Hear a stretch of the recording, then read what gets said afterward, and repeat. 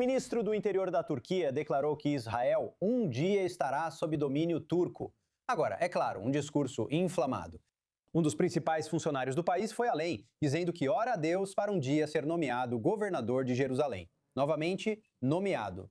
Agora, para referência, o território de Israel fez parte do Império Otomano por mais de 400 anos, isso até 1918, quando o Império Britânico assumiu o controle. Mas os comentários duros vêm em um momento em que as relações entre a Turquia e Israel praticamente colapsaram. O presidente Erdogan da Turquia tem lançado repetidos ataques verbais muito duros contra Israel. Até agora, apenas verbais, no entanto.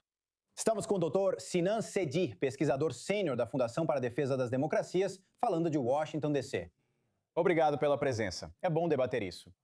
Veja, isso é muito significativo. Temos ouvido várias declarações terríveis nos discursos do presidente da Turquia sobre Israel. Na verdade, é difícil imaginar palavras mais duras do que as do governo turco. Mas veja, mais uma vez o ministro fala abertamente sobre o domínio turco em Jerusalém. Isso sinaliza algo diferente na política deles, uma mudança de postura ou é apenas retórica política?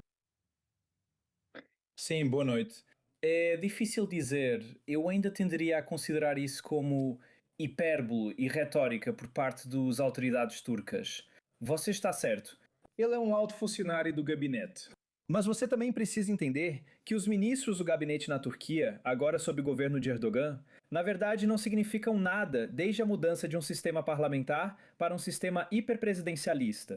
Essas pessoas podem ser nomeadas e demitidas com uma canetada.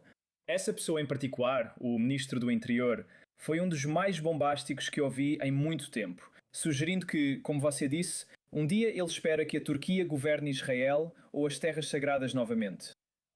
Mas sabe, é difícil, é complicado tirar muitas conclusões disso, porque, como você disse, Erdogan já faz isso há bastante tempo. Quero comentar sobre isso. Aqui em Israel, somos frequentemente criticados por ministros de extrema-direita em cargos importantes que falam coisas que não refletem o governo ou a população. Entendo, mas isso repete o que o presidente Erdogan diz. Acho que é por aí que você quer chegar. Temos ouvido declarações assim da cúpula do governo turco nos últimos anos. Olha, então, sabe, isso realmente representa a postura rígida desse governo turco? Representa, pois essa retórica, no fim das contas, não é útil. Ela é escalatória e provocativa. E vamos lembrar também, os turcos têm dito, ou o governo turco tem dito, há bastante tempo, que Israel pretende invadir a Turquia. O que eu sempre disse que não poderia estar mais longe da verdade. E se você olhar para a retórica lado a lado da liderança dos dois lados, tanto do lado israelense quanto do turco, o único lado que eu ouço ameaçar invasão ou conquista é o campo de Erdogan. Mas, como você disse, a maioria dos turcos não apoia esse tipo de linguagem. Do ponto de vista do Erdogan, isso é basicamente uma forma de marcar pontos, essencialmente para mobilizar uma base conservadora, muito fervorosa e muito limitada, mas é algo que aumenta a tensão e preocupa. Que impacto essas declarações têm na posição internacional da Turquia? Alguém realmente se importa? Obviamente, os Estados Unidos, quero dizer, eles recebem críticas da Europa, dos aliados da OTAN quando falam desse jeito. Ou isso simplesmente não é, digamos, um ponto sensível para esses aliados? Em privado, você vai ouvir de membros do Congresso, até mesmo da administração dos Estados Unidos, assim como de seus colegas europeus, uma quantidade considerável de preocupação, sugerindo que a Turquia não está sendo útil e que eles estão preocupados com ações turcas mais ousadas que possam, de certa forma, ir além das palavras. Em público, porém, você não vê nenhuma repreensão ao que Erdogan diz ou faz. Eles vão citar líderes europeus, como o da Espanha ou Irlanda, dizendo que os turcos só repetem o que outras potências dizem. Mas em privado, você vai ouvir uma quantidade considerável de preocupações. Mas também, sabe, Erdogan está preocupado com o número crescente de acordos de defesa, formação de alianças e realinhamento das preferências dos países no Mediterrâneo, que são vistos como prejudiciais aos interesses da Turquia. A evolução da relação de Israel com Chipre e agora França. Essas questões preocupam Erdogan e o fazem se sentir isolado. Bem, eu poderia continuar falando sobre a Turquia por muito tempo. Tem muita coisa acontecendo na região ao redor deles, mas, Dr. Tidi, é o que temos para hoje. Obrigado por estar conosco. Obrigado.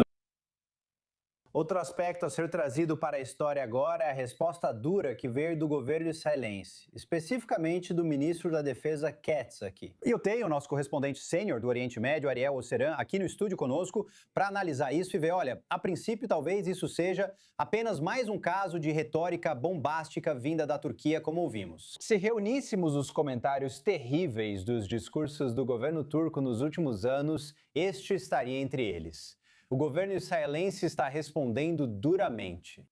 Levando isso a sério, o que estamos vendo de Israel agora? Davi, é hipérbole do começo ao fim. Quero dizer, a resposta mais dura que a Turquia teve à guerra de Israel contra o Hamas em Gaza foi baixar a bandeira na embaixada turca em Tel Aviv a meio mastro. Isso mesmo. Isso é tão ruim ou sério assim? Quero dizer, devo mencionar, não é que tenhamos medo do que a Turquia possa fazer, talvez, mas é só um ponto de interesse aqui, claro, ver como o governo israelense vai responder. Eles têm seu próprio eleitorado, sabe? E precisam responder à política interna. Então foi isso que motivou essa resposta. E isso também motivou a réplica por parte do ministro da Defesa de Israel, Israel Katz, que tuitou em turco dizendo que Jerusalém não é Constantinopla. Israel é um Estado forte e resoluto.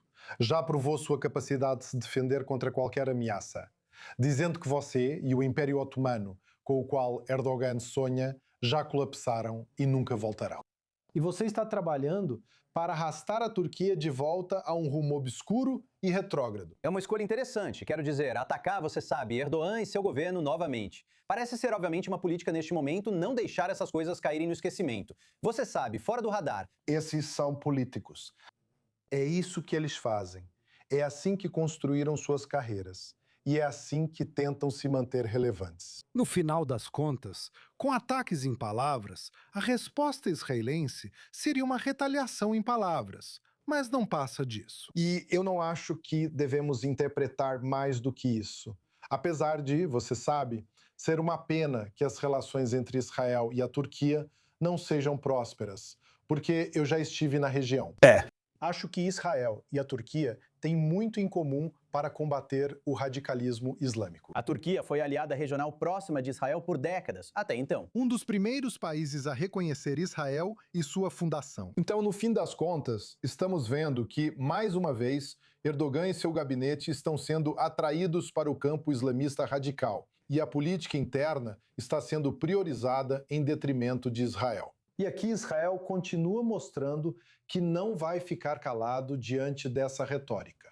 Mais uma vez, respondendo com palavras. Essas políticas regionais e externas de Erdogan não fizeram a Turquia ter muitos amigos próximos no mundo. Duvido que algum país veja a Turquia como um aliado totalmente confiável e amigável hoje. Não somos os únicos com quem ela cria problemas. Ariel, obrigado por participar.